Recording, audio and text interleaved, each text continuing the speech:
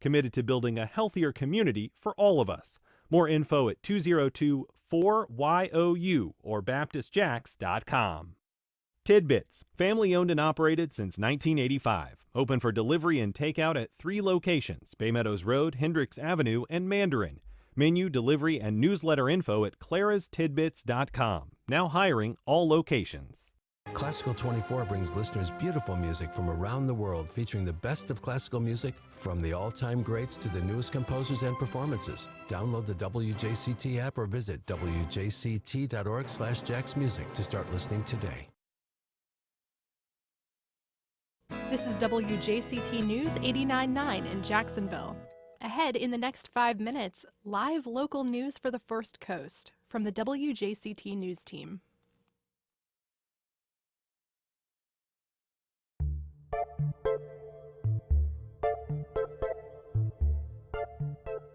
Good morning, I'm Ann Schindler, and on today's First Coast Connect, they answered the call of Martin Luther King Jr. and joined St. Augustine's incendiary civil rights movement. 60 years later, we explore the legacy of the largest mass arrest of rabbis in U.S. history. Then, we're hearing a lot about stadium and sports expenses, but what about spending on the arts? We get a cultural tally of civic expenditures and how they impact the local economy. Plus, a summer program for aspiring extroverts, and the independent presses are celebrated at the main library. You can join the conversation on air at 904-549-2937. You can also email firstcoastconnect@wjct.org, or you can reach out on social media. And now you can also watch our live stream every day on Facebook and YouTube. It's all ahead this hour after the day's news. Live from NPR News in Washington, I'm Corva Coleman. Israeli forces are still operating throughout Gaza, and conditions are worsening for Palestinians there. NPR's Kat Lonsdorf reports that's even as talks of a potential ceasefire deal continue. At least 195 Palestinians were killed and more than 720 were injured in the 4 days between Friday and Monday, according to the Gaza Ministry of Health. In Rafah in the south, the last functioning hospital has shut down as increased military operations have made it impossible to work, according to the World Health Organization. And the World Food Program says that there are no bakeries operating there due to lack of fuel. Fighting and evacuation orders have made it difficult to distribute what little aid there is, especially as the Rafah crossing remains closed after Israel took control of it nearly a month ago. The Israeli military says more than 1,800 aid trucks have entered Gaza in the past week, but USAID says at least 600 per day are what's necessary. Kat Lonsdorf, NPR News, Tel Aviv. President Biden is expected to sign an executive order that would limit the number of migrants who cross the southern U.S. border to seek asylum. The order could block more people. Once about 2,500 people cross the border each day. Greater numbers of migrants than that usually cross the border daily, so the president's block might take effect immediately. Meanwhile, the president lambasted former President Donald Trump yesterday at a re-election fundraiser in Connecticut. NPR's Deepa Shivaram reports the criticism follows Trump's criminal convictions last week in New York. Biden was in Greenwich, Connecticut at his first fundraiser since a New York jury found Trump guilty of falsifying business records last week. The president told donors that Trump was making a, quote, all-out assault on the American justice system and that he is, quote, unhinged. Biden often speaks about Trump during fundraising events, which are closed to the general public and have limited press access. The event in Connecticut took place the same day Biden's son Hunter appeared in court in Delaware for a trial related to federal gun charges.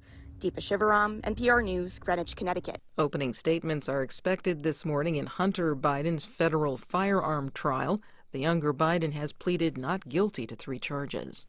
The former interpreter for Los Angeles Dodgers star Shohei Ohtani will appear in federal court in Southern California today. He's expected to plead guilty to stealing millions of dollars from the baseball star to cover gambling debts. Steve Futterman reports. Ippei Mizuhara is accused of transferring nearly $17 million from Ohtani's bank account, then using the money to pay off massive gambling debts. Ohtani has been cleared of any involvement. Mizuhara is expected to plead guilty to 2 counts, bank fraud and tax fraud. He faces more than 30 years in prison. Prosecutors say they will ask that Mizuhara serve time behind bars. For NPR News, I'm Steve Futterman in Los Angeles. It's NPR.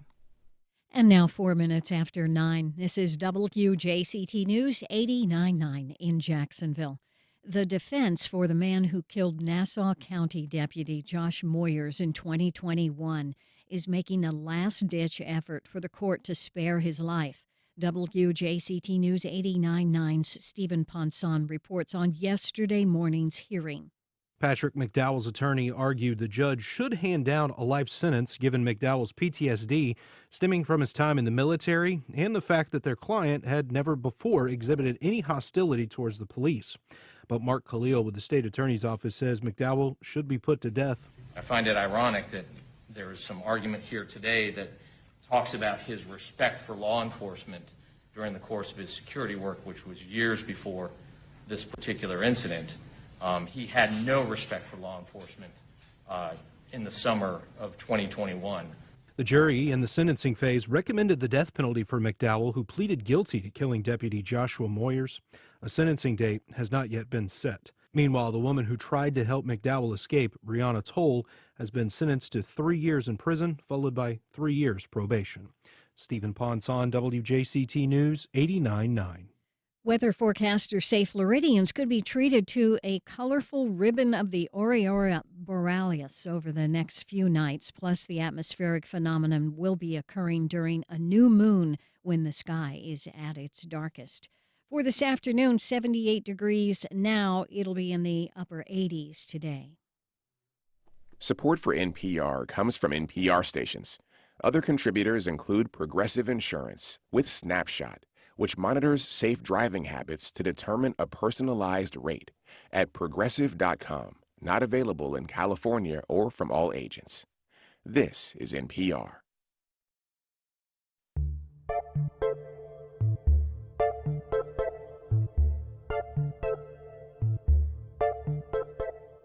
Support for First Coast Connect is provided in part by Baptist Health.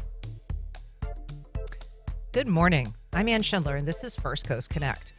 Today, it's one of the lesser-known moments of St. Augustine's notorious civil rights women. We explore the story of 16 rabbis arrested in solidarity with black protesters 60 years ago this month. Later, we explore the city's return on investment for arts spending and cultural capital.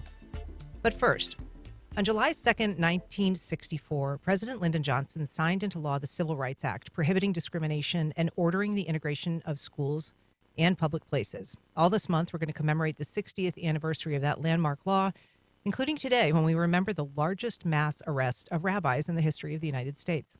To discuss that, we're joined by Rabbi Merrill Shapiro, president of the St. Augustine Jewish Historical Society. Welcome, Rabbi. It's good to be here. Thank you for having us and for helping us tell this important story. 100%. Marcia Grado, also here, St. Augustine Jewish Historical Society officer. Welcome, Marcia. Welcome, and thank you for having me. My pleasure. And Melissa Williams, Holocaust educator at the LJD, Jewish Family and Community Services here in Jacksonville. Hi, Melissa. Welcome back. Hi, thank you so much. Rabbi Shapiro, I want to start with the remarkable story of how this protest came to be. It began on June 11th when a group of rabbis received a letter from Martin Luther King while he was in jail in St. Augustine. Tell us what happened at that point. It was actually a telegram. In fact, it was cute the way Rabbi Cy Israel Dresner, who was billed as the country's most frequently arrested rabbi, always arrested for one civil rights event or another, received a telegram from Martin Luther King. It actually went to his home synagogue in Springfield, New Jersey. The rabbis of the Reform Movement, the Central Conference of American Rabbis, were meeting at a convention in Atlantic City. And so they forwarded it to him. Rabbi Dresner points out how the strips were, how a Western Union telegram worked in the old days, which those of us of age were well familiar. It asked them to it asked him to bring as many rabbis as possible down to St. Augustine. They were eager, the Southern Christian Leadership Conference and Martin Luther King and the people around him were eager to keep the civil rights movement in the headlines, in part because of exactly what you spoke of. There was a filibuster in the U.S. Senate against the Civil Rights Act of 1964, and they wanted to create a situation where there would be pressure, and they were actually turned out to be very successful. And so that telegram went to his home synagogue, but he brought it to this convention. And what did he do there? Yeah, okay. So there, he received it, and it reached him in Atlantic City, and he was going to give it to the president of the Central Conference of American Rabbis. There were 500 rabbis or so there, and he said the president wasn't so hot on the issue of civil rights, so he gave it to the vice president. The vice president immediately went to the podium and read the telegram, and immediately these 15 of them, 15 rabbis and one administrator for the Social Action Committee of the Reform Movement of Judaism, immediately got up, went to their hotels, and started to pack their bags. Some of them leaving behind wives. Rabbi Vogel his wife who was here in 2014, complained he left me with 2 kids in diapers in a hotel room in a strange city. And as they were heading for the hotel, down the elevator comes Rabbi and Dr. and Professor Eugene Borowitz, and they said, "Gene, turn around. We're all going to St. Augustine," and he agreed. So 16 rabbis and this one administrator, and they left directly from the conference. They left directly from the conference without being at home and so on. They came from various places around the country and all got on a plane and came to Jacksonville. And Marcia Grado, they came to St. Augustine in June 1964, and they were heading into a very dangerous place. Yes, and I just want to make mention, you mentioned about a protest. It was not a protest, actually, as we know the word protest. It was actually more of a demonstration or a gathering in support of a cause. And, I mean, it was... I'm from New York, and we didn't have these things going on up there in this kind of magnitude. So it was very hard to conceive of the intensity of what actually took place. So but to have 16 rabbis arrested by the city police at one time was unconscionable. The city police was very different than Melissa. Martin Luther King would later call St. Augustine one of the most violent places he had ever visited. He called it the most lawless city he'd ever seen. And he'd, been to some places. Reverend Andrew Young at the time was with the Southern Christian Leadership Conference, but later, of course, a UN ambassador and a congressman. And he said, St. Augustine is really worse than Birmingham. It's the worst I've ever seen. So it was a really hostile place at that time. It's very shocking. And I know that the rabbis that were there during their time, even as older men, looking back on the time they spent there, said that it was the most terrifying experience they've ever had. There was a sort of deputized Klansman, I guess, for lack of a better word. His name was Haas Manusi. But he was empowered by the sheriff at the time, L.O. Davis, to help control, I'm using air quotes, these protests that were occurring nightly in St. Augustine and daily, in these integration attempts. But by the way, it was interesting that when we of the St. Augustine Jewish Historical Society were able to bring back 6 of the rabbis on the 50th anniversary in 2014, and they all wanted to know what became of Haas Manusi and his family and so on and so forth. They were very curious. What was the answer? And the answer was we could not locate anybody. We really hadn't tried. It wasn't in our wheelhouse at that time, and it remains for us there are Manusis, of course. They're plentiful in the area, and that's an avenue for exploration. So 7 days after receiving this telegram, June 18th, is this, as you say, demonstration, Marcia. It was envisioned as a swim-in protest at the Monson Motor Lodge, which was the focus of a lot of these demonstrations. Yeah. So what purpose did the rabbis serve? Okay, so they serve a purpose, of course, of representing Jewish interest in this matter, as they point out very poignantly in their letter that they wrote that night, in the next morning, actually. They read it at 3 a.m. on June the 19th. But they started St. Paul, what today is St. Paul, it was then as well, St. Paul AME Church. They walked north to what was then the Monson Hotel. It's on the site now of the historic Bayfront Hilton on Avenida Menendez. And it was well orchestrated and arranged that they would walk arm in arm with a young black teenager from each of them from Albany, Georgia, and they walked into the doorway of the Monson lunchroom and there began to pray. They, of course, were bringing blacks into an area where blacks were not permitted, and so they were arrested for disturbing the peace. And so this hotel site became really notorious because of images that were taken of the owner of the hotel as black and white protesters jumped in the pool to have an integrated swim in. And he poured muriatic acid into the pool while they were in there, saying he was cleaning the pool. But the rabbi's presence, Marcia, allowed that to happen.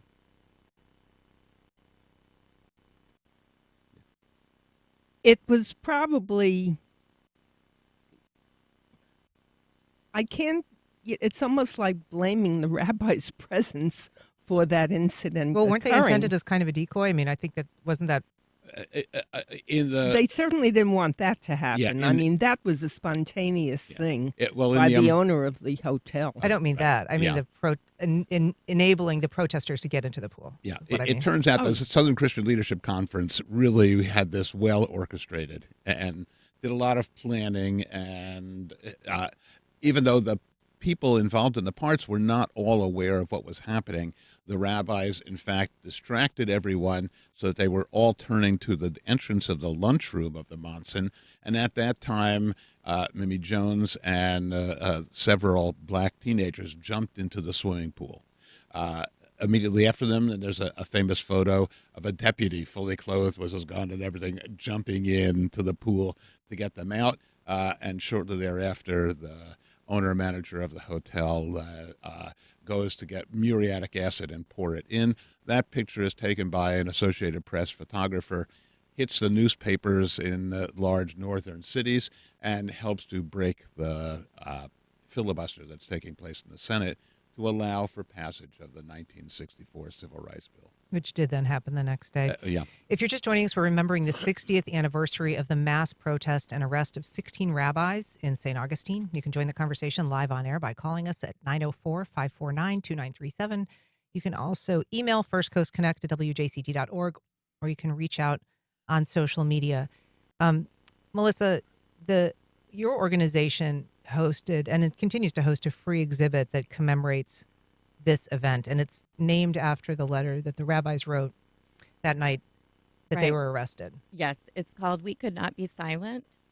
We have at our agency a permanent Holocaust Memorial Gallery that was created by Morris Bendit, who is a local Holocaust survivor. Surrounding that memorial, we have a yearly rotating exhibit.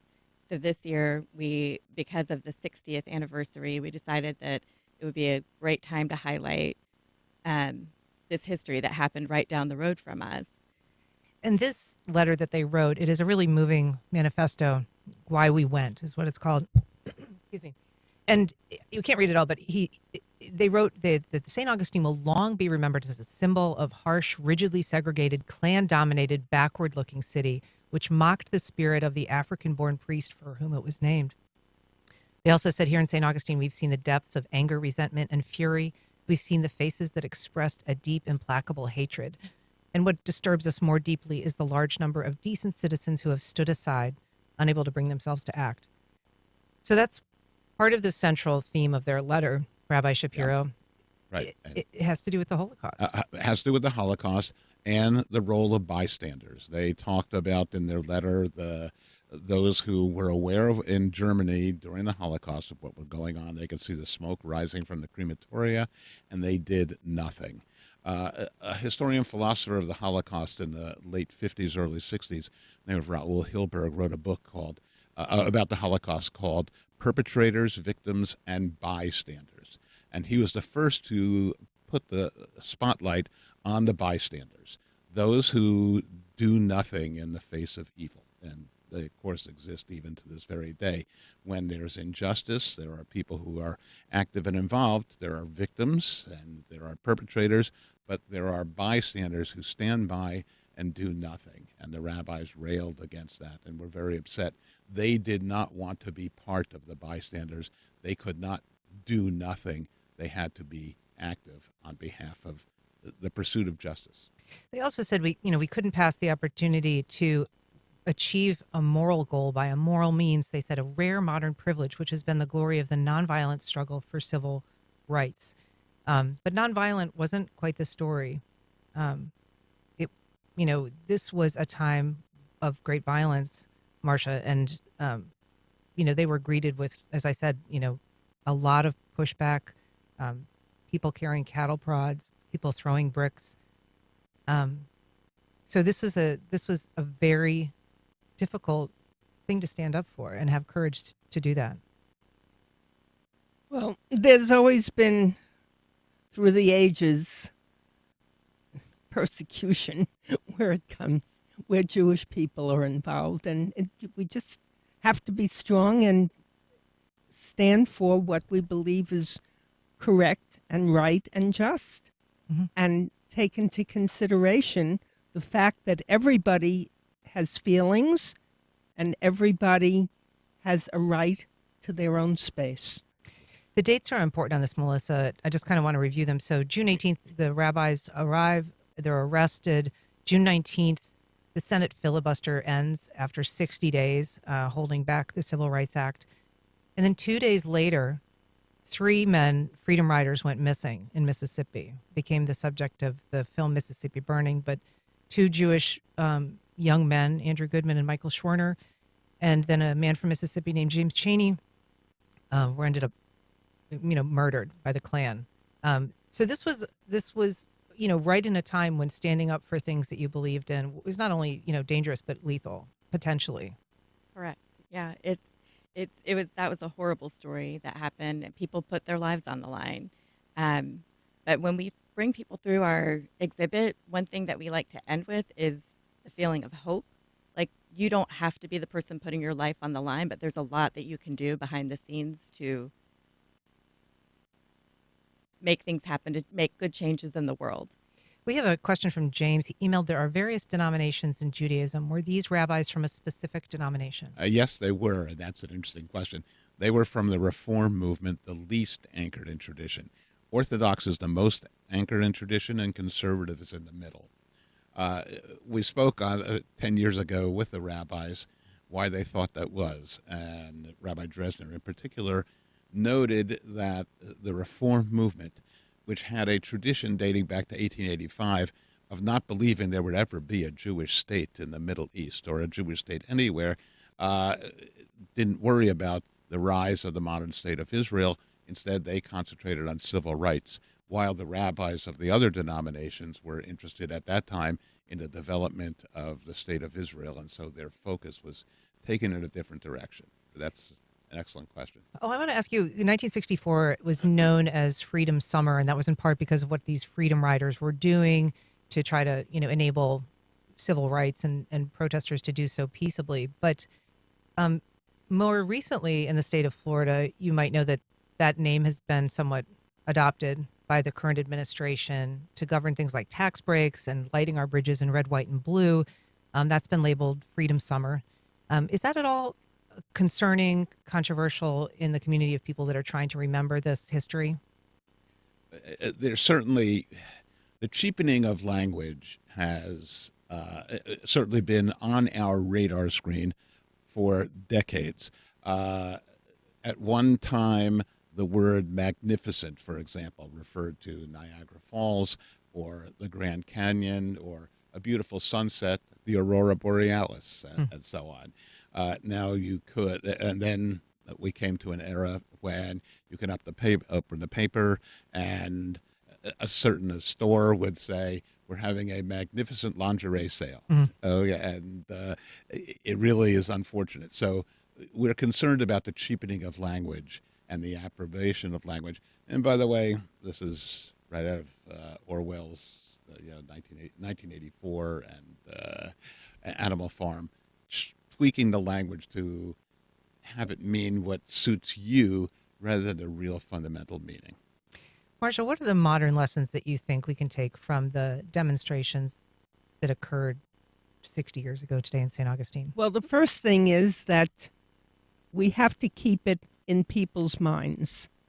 We can't let people forget that these events were significant and that they meant a great deal to a very large number of people, and that they did promote change.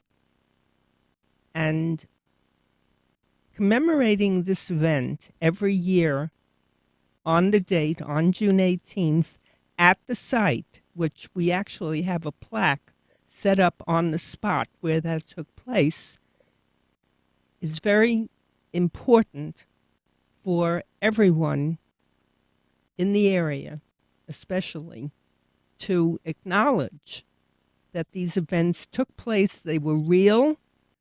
They weren't fake history, and that it needs to be commemorated and remembered so that people can move on in a positive direction. Yeah, we see it as a booster shot to people to say, let's remember it not to be bystanders. By the way, the book of Deuteronomy says in Hebrew, tzedek, tzedek tirdof, justice, justice shall you pursue. There are actually 613 commandments in the 5 books of Moses, all of them done at the appropriate time, except for that one commandment.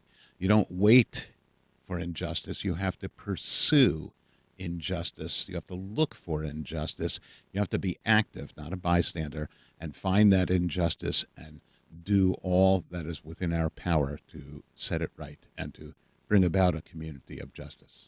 So how can people participate in this coming up event, Marcia? We would like them to show up. So we would where and like when? them to be there. It will be on Tuesday, next 2 weeks from today, June 18th, at the Hilton The Inn, Bayfront, yeah. the Bayfront Inn on Menendez Avenue. It's an outdoor thing, and the gathering will be in the courtyard of that hotel. And the letter, in its entirety, will actually be read by Nancy Sykes-Klein, who is the mayor of St. Augustine. She has graciously agreed to read it again this year, as she did last year. And what time does that start? And it starts at noon. All right. And Melissa, if people want to know more about the exhibit that you have up at the Frisch Gallery. Yes, they can visit resisthate.com. It's resisthatejax.com. Okay. And we're open Monday through Friday. In the summertime, on Fridays, we close at 1 o'clock, but all the other days we're open from 8:30 to 5. But that's free to the public? Free to the public, yes. Well, Meryl Shapiro, Marcia Grado, Melissa Williams, thank you all so much for being here and talking about these proposed investments in a new stadium and a new jail have made headlines in the last several weeks. But what about civic investment in the arts? To take a closer look at cultural capital, I'm joined by Diana Donovan, Executive Director of the Cultural Council of Greater Jacksonville. Hey, Diana. Good morning. Thank you for having us. Thank you for being here. And Jason Peoples, Executive Director of the Jacksonville Arts and Music School, JAMS.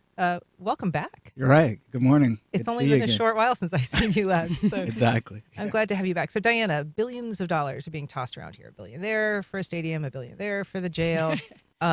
Where does the arts stand in all of this spending and all of this discussion? Yes. So one of the most interesting things about the Cultural Council is that we have the honor of being able to be a financial steward and a agent of the city for nonprofits. And so as a regranting agency, 92% of all the funding that we get goes back out to the community, which if you look at a traditional nonprofit, the traditional number is between 75 to 85%. So we maintain a huge identity of giving to get. And when we think about the cultural economy, we think about igniting the cultural economy. Right now, the city of Jacksonville funds $8.25 million in operating and capital grants for what we call cultural service grantees. These are nonprofits in the community, changing the landscape, quality of life. And oftentimes we think of them as maybe a traditional visual artist or maybe a school, like we think about JAMS. But oftentimes we forget the fact that these are small businesses as well, and that they're also igniting the creative economy. So when we look at last year's numbers, prior to the 8.25 million, we were at 5.25 approximately. That economic impact is at $114 million. Wait, I'm going to stop you for a second because I'm, Sure. first of all, losing track of the numbers. That 5 point and the 8 point, what do those reflect? So that reflects the investment of the city giving us funding to be able to re-grant in real time. Okay. And so And we this- take that funding and give it out to the nonprofits. I got you. So to start though with this, the Civic Council is, you say it's an agent of the city government. Is it appointed? members? Is it a board that the city council appoints, that the mayor appoints? Yeah, so the Cultural Council Greater Jacksonville is a nonprofit. So we're an independent nonprofit. We have 6 mayoral appointees, and the rest are community appointed on our board. And we seek to serve to enhance the mission and vision of quality of life, of arts and culture being seen as essential. And one of our core identities over the past multiple decades has been a regranting agency on behalf of the city as well as privately. So private funders would include like a Florida Blue or a PNC, where we would do micro grants out to the artists and to the communities and the nonprofits. And then on the flip side, advocacy with the city to help make sure that, these nonprofits, like during COVID, we almost lost some of our largest perpetuators of economic investment. And when we think about downtown and we think about it being the heart of the city of Jacksonville and people wanting to perpetuate and invest and activate, and the Jaguars and their role that they play, we often forget about the fact that we have multiple museums like a Mosh and a Mocha and a Florida Theater. They're open one night and the restaurants are activated, the bartenders are activated, the bartenders are paid, Ubers, people driving down, driving around, parking lots, paid parking. We don't think about often the economic heavyweights that they are and the drivers. And when we look at, they self-report their numbers, these nonprofits we give funding to, and they come back to us with their economic investment. And so when the city gives us $5.25 million, when we are able to track back those numbers, it goes back to that $114 million number, with the majority, over 100, being from downtown. So we have a lot of money going inside and outside of downtown because of these cultural sector nonprofits. And so, Jason, your organization is a recipient of Cultural Council funding? Correct. So is that something that you have to apply for annually, or is it something that is kind of granted to you over a period of time? It is something that we apply for annually with the CSG loans and then or grants rather, and also even the capital grants that have come online in the past 2 years. I believe it's been, Diana. Which has been amazing in terms of being able to help us grow as a facility and an organization that is serving youth, which is extremely important because with our mission to empower the creative leaders of tomorrow, we want to do what me and Diana talk about all the time, is to create these right, left brain thinkers. Like usually when we're going to talk to politicians, we're talking to them about numbers. And then when we go to artists, we have to talk to them about art, and how do you bridge that gap between the two? Well, you create these young teenage minds that are going off to college to think both creatively and logically as well, so that they can be the leaders that we need tomorrow and be able to put more funding into the hands of organizations like the CSG and Cultural Council. And your organization you were on recently, but remind us about the kids that you serve and what it is that you teach them. Yeah, so the kids that we serve a population from 4th to 12th grade. Now that is extending through college because we have a lot more students going to college. Again, that mission to empower the creative leaders of tomorrow was meant to address diversity in our city and leadership in our city. There's a lot of emphasis through things like Leadership Jacksonville, High Tower Fellowship, even we were just talking about Leadership Florida, that place emphasis on leadership at the adult level. And what we wanted to do was find a way to address these students. And we wanted to do that creatively. So we thought that art could be used as a conduit to create innovative thinking and leadership. And that's what we've done. The biggest thing is, the science community says that you don't often find what you don't often find, right? And what we haven't found in Jacksonville in the past few years is organizations like the Cultural Council that have been successful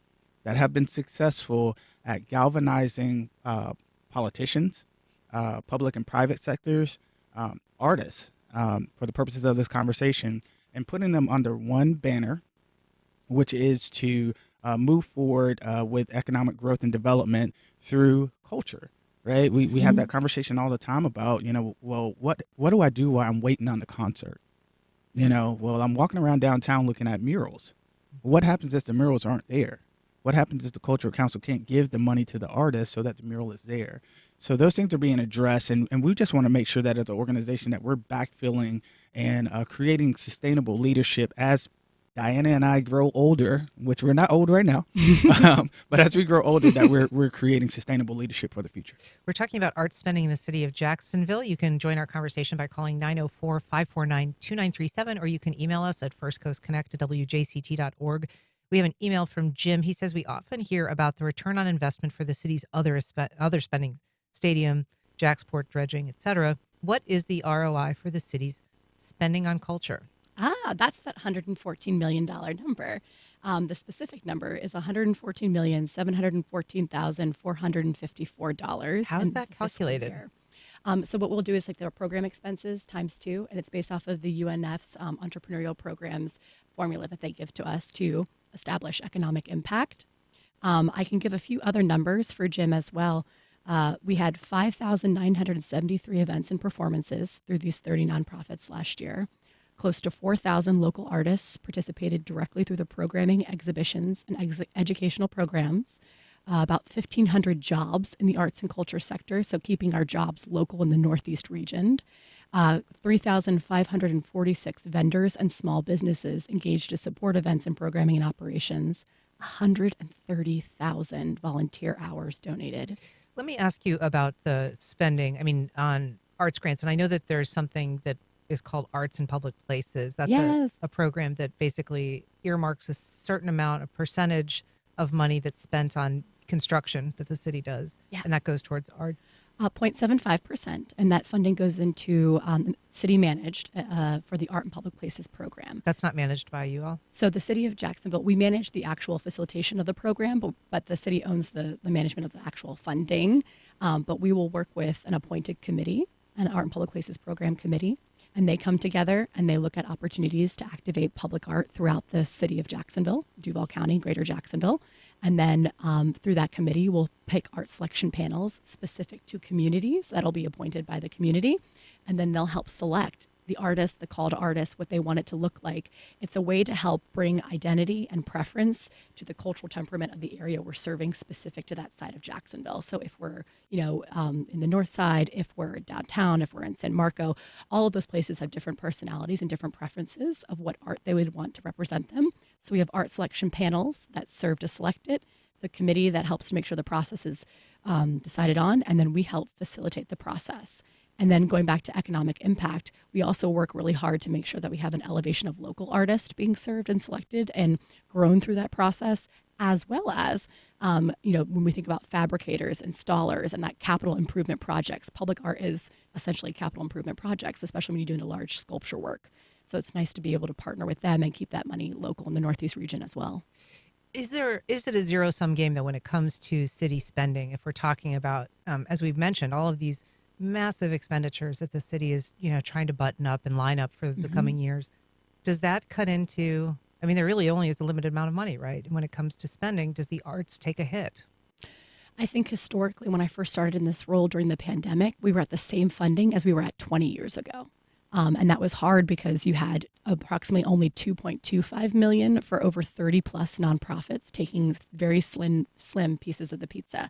One of the things that we've been intentionally been able to do is through both mayoral administrations continue to build trust and stewardship and funding to keep increasing that number for operational grants, which pay for the least sexy things like administrative salaries, program expenses, and then also to the point that Jason made, capital infrastructure deferred maintenance is a huge challenge. For example, a small theater that may have to choose between paying a person or paying for AC. And I know that we get hot in July and nobody wants to sit in a theater without AC in July. So then all of a sudden their revenues, hit or plummeted actually. And so for us, we started with the city 3 years ago to do $250,000 capital grant program match 1-for-1. That's public and private investment. Then we grew it to $500,000 match 1-for-1. Then we grew it to $1 million match 1-for-1. One of the things the Cultural Council as a nonprofit believes in is the beautiful marriage of public and private sector investment. It has to happen together. It can't be all on the taxpayers on the city. It can't be all on the private. It has to be a beautiful matrimony of mutual investment where the nonprofits are able to steward that funding for high quality program experiences and quality of life. So people want to eat, stay, and play here. And so, Jason, for people who are looking at this from, a priority standpoint in the city of Jacksonville, how do you persuade people, that this kind of spending should be at the top of their list as opposed to all of these other pulls that they have on needs economically that the city faces? So I have this conversation all the time with individuals, and I say that artists push the boundaries of possibility so that those of us that are conservative can live comfortably within them. And it's important for us to continue to push those boundaries if we want our city to grow and expand, because then if you're the conservative, then you start to, feel the weight of individuals being, close proximity or whatnot. It starts to get overpopulated, all these things. So those artists are thinking constantly about how to move the needle of our city, to grow our city, to make it more efficient, to put those arts and entertainment and culture there that people want to be a part of. So it's extremely important in terms of us as an organization, serving over 150 students in the building, and then over 3,000 students, families, and the community throughout the year. There's a huge need for us to continue to do what we do as artists, and what we do as an organization, simply because it's what's going to guarantee that those students that leave actually want to come back. Yeah. And right. Keep Jacksonville. Right. It makes no sense to build all the fancy buildings and the roadways and everything else if all your talent is leaving and no one is here to sustain it in the future. What do we have? Well, Diana Donovan, Jason Peoples, thank you so much for coming on today and talking about art spending and where it fits into the whole overall economy. Thank you. And we have, America for the Arts. We just did an economic impact study with them. And I just want to share real quick that we had $319.9 million in economic activity in the greater Jacksonville area, with 2.1 non-local and local residents coming in to visit. So we got big things on the horizon. Thanks, Diana. Awesome. All right, up next, unleashing creativity through handmade print media. Zines, alt weeklies, and DIY comics know that much of the fun is figuring out how to do it on your own. This month, the Jacksonville Public Library celebrates that independent legacy when it hosts the 3rd annual Duval Comic and Zine Festival. And to talk about it, I'm joined now by DCAS, I guess we say, DCAS organizers Lindsay Anderson and Dan Whaley. Welcome to both of you. Oh, thank you so much for having us. Yes, hi, good morning. So, Dan, a lot of people think about comics and they expect them to be like funny, but they often take on very serious subjects, as do yours. Yeah, so I make mental health comics, disseminating information without all the psychobabble. So anywhere from like 25 to 40 pages on emotional manipulation and parental family roles. But some of them are funny, but they are very serious in nature. And I ask the reader a lot of questions so they can process some of the things that they've gone through and learn about that as well. And we also have the speaker, Nate Powell, and his material as a comics maker and illustrator. I want to get to that, but I want to talk to you a little bit more about your artwork. So first of all, when did you begin producing your own comics, and who were your inspirations? Well, Nate Powell is probably he is my favorite cartoonist. And I started probably in my early 30s. I didn't think making comics was even in my wheelhouse until I went to a self-publishing and zine festival, and I was like, oh, wow. This is something that I can do. I can share all of my mental health knowledge as a counselor in a very different way outside of my practice or with individuals.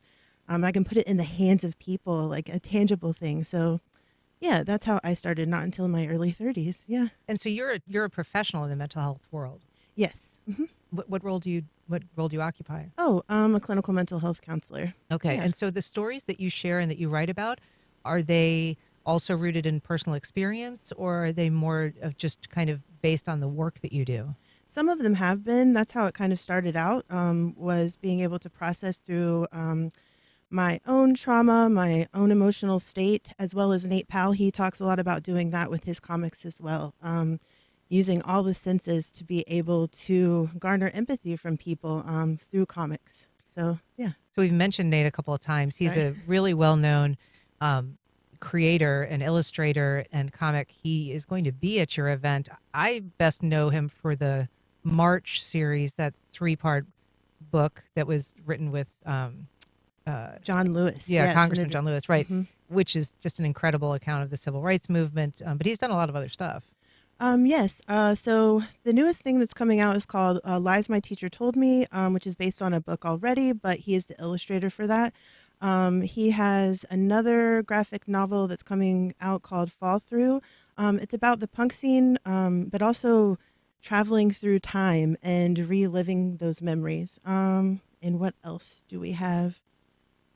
Sorry, I don't have the list in front of me. That's okay. I want to ask Lindsay and bring her in a little bit here to talk about the work that you do. So your stuff is also known to be edgy. Yes. You had a series called River City Ranch, which chronicled people's love lives anonymously. Tell us a little bit about that. Yes. I found myself having a lot of conversations with strangers and about our experiences with love, sex, and dating in Jacksonville. And I felt that not a lot of people spoke openly or intelligently about them.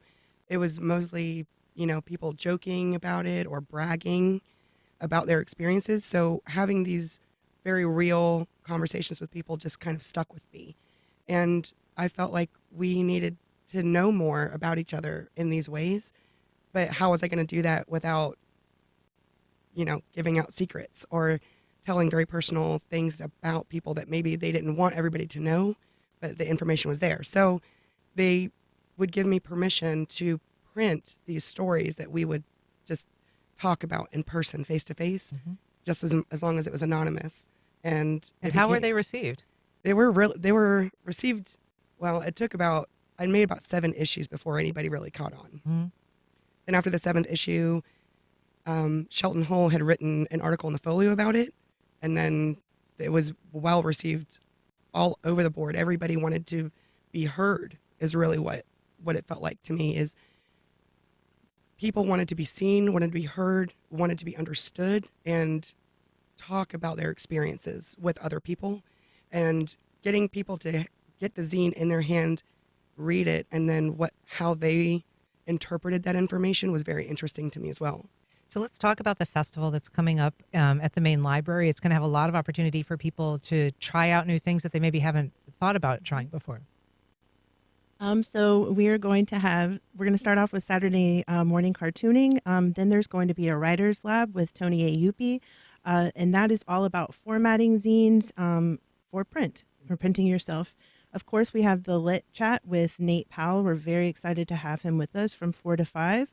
We have the library is providing teen programming, so teens can learn how to make a zine from 1 to 2, 3 to 4. We should say this is all happening on Saturday, June 15th. Oh, yes. Yeah. Okay. That would be the And date. it's at the main library? Main library downtown off Laura Street, and that is going to be from 11 a.m. to 5 p.m. And just briefly, Lindsay, for people who haven't tried their hand at anything like this, why would you encourage them to come? Just the same reason that Dawn was saying, because when you go to an event like this, it's inspiring to see all the different formats, all the different ages, backgrounds, subjects. It's possible for you to create, to make something tangible out of your passions. Well, it's excellent to hear about all the DIY stuff that's on your plate. And thank you so much, Lindsay Anderson and Dan Whaley, for coming in to talk about it. Thank you so much. I hope the festival's fun. We'll see you there. Yeah. All right, we'll be right back with your opportunity to try out Broadway on the First Coast.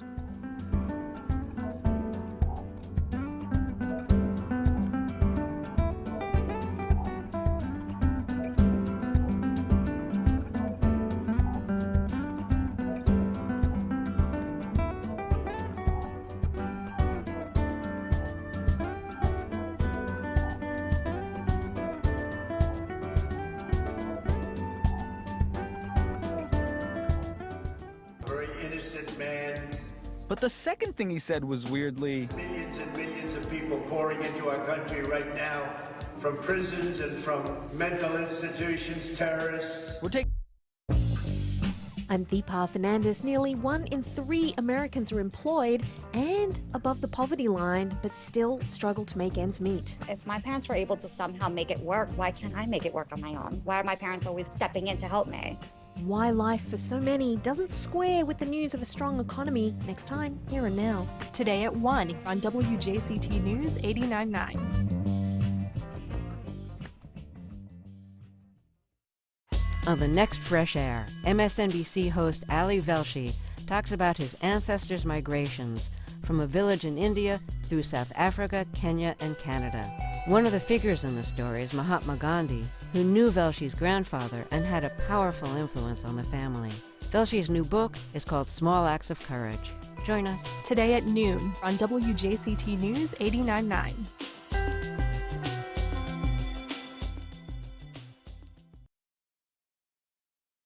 The world's largest election is now complete, and nearly 1 billion Indians have spoken. Prime Minister Narendra Modi and his Hindu Nationalist Party, BJP, are setting up for 5 more years in power. What do the results mean for India and the world? Join me, Jen White, to share what you know next time on 1A. Today, starting at 10 on WJCT News 89.9.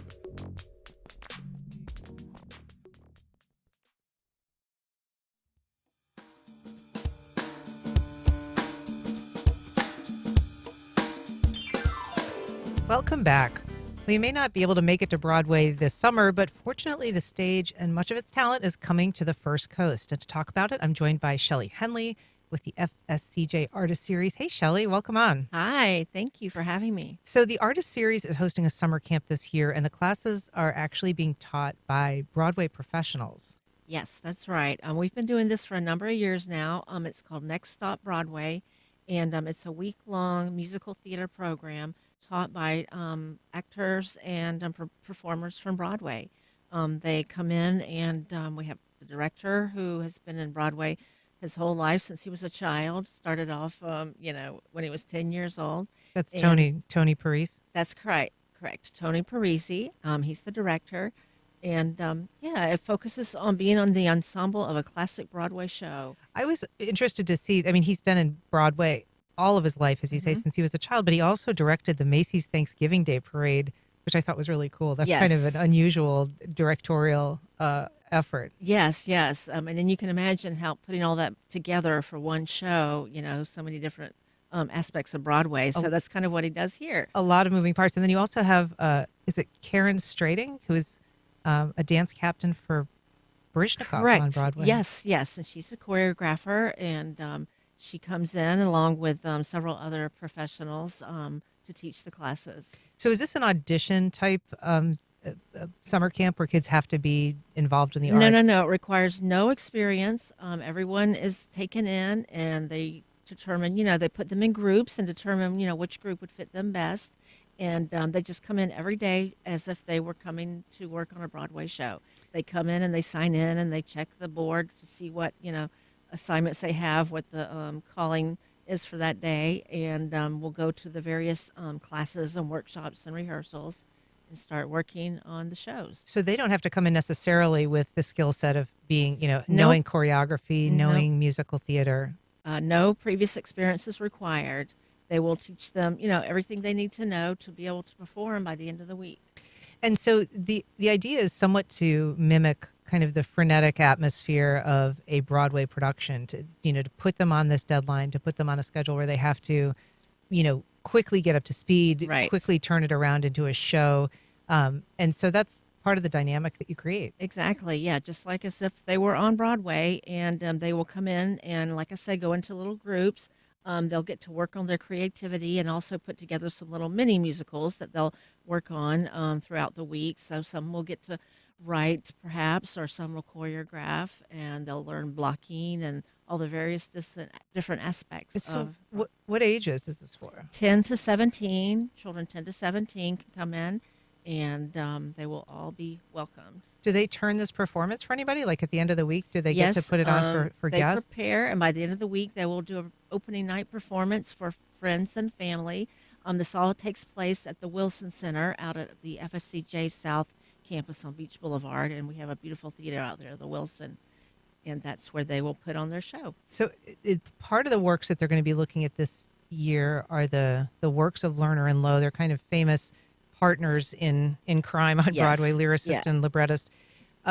What particular performances that they're known for are you going to be focusing on? Yes, well, this year they'll be doing some scenes from Brigadoon and My Fair Lady. It's always some type of classic Broadway show, and this year will be Brigadoon and My Fair Lady. Are there kids who are going to be kind of like the leads of this production? Are they going to be cast once they're into the production? Are they going to become assigned a leading role? Right. They will audition for the various parts, and they will all have different roles. Some will dance and sing, and others will have more major roles, but everybody will participate and be in the show in one way or another. Yeah.